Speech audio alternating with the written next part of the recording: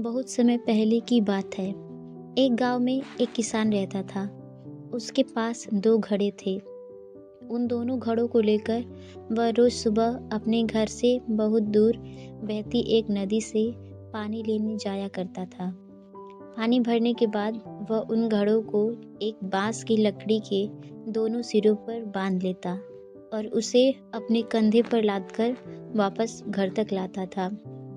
रोज सुबह उसकी यही दिनचर्या थी।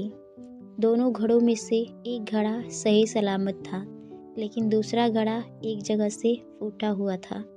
इसलिए जब भी किसान नदी से पानी भरकर घर तक पहुंचता, एक घड़ा पानी से लबालब भरा रहता और दूसरे से पानी रिसने के कारण वह घड़ा आधा खाली हो चुका रहता था।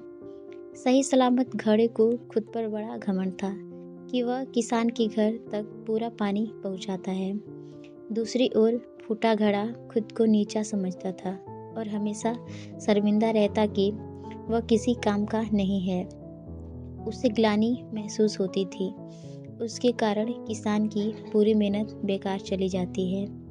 एक दिन उस फूटे घड़े से नहीं रहा गया और उसने किसान से क्षमा मांगते हुए कहा, मालिक, मैं खुद पर बहुत शर्मिंदा हूँ।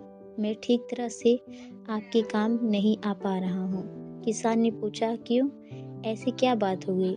घड़े ने बताया, मालिक, शायद आप इस बात से अनजान हैं कि मैं एक जगह से फूटा हुआ हूँ और नदी से घर तक पहुँचते पहुँचते मेरा आधा पानी रिस जाता है। मेरी इस कमी के कारण आपकी मेहनत व्यर्थ चली जाती है। यह सुनकर वह किसान उस घड़े से बोला, तुम दुखी मत हो, बस आज नदी से वापस आते हुए मार्ग में खिले हुए सुंदर फूलों को देखना, तुम्हारा मन बहल जाएगा। फूटे घड़े ने वैसा ही किया। वह रास्ते भर सुंदर फूलों को देखता हुआ आया।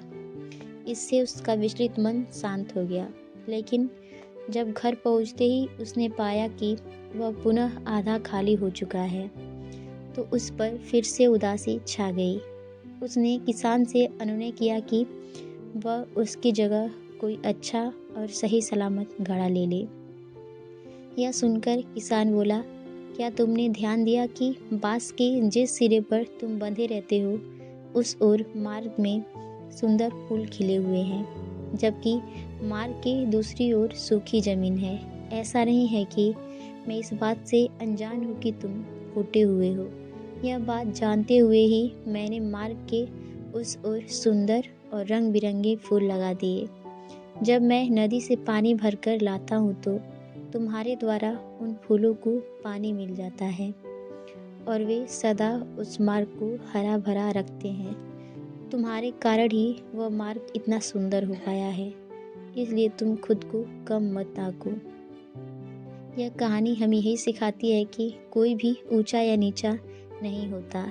इस दुनिया में हर इंसान को एक रोल मिला हुआ है, जिसे हर कोई बखूबी निभा रहा है। इसलिए जो जैसा है, हमें उसे वैसा ही स्वीकारना चाहिए और उसकी कमजोरियों के स्थान पर उसकी अच्छाइयों पर ध्यान देना चाहिए।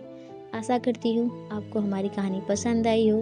अगर आपको हमारी कहानी पसंद आई हो तो हमारे चैनल को लाइक एंड सब्सक्राइब करना ना भूलें। वीडियो को पूरा देखने के लिए बहुत बहुत धन्यवाद।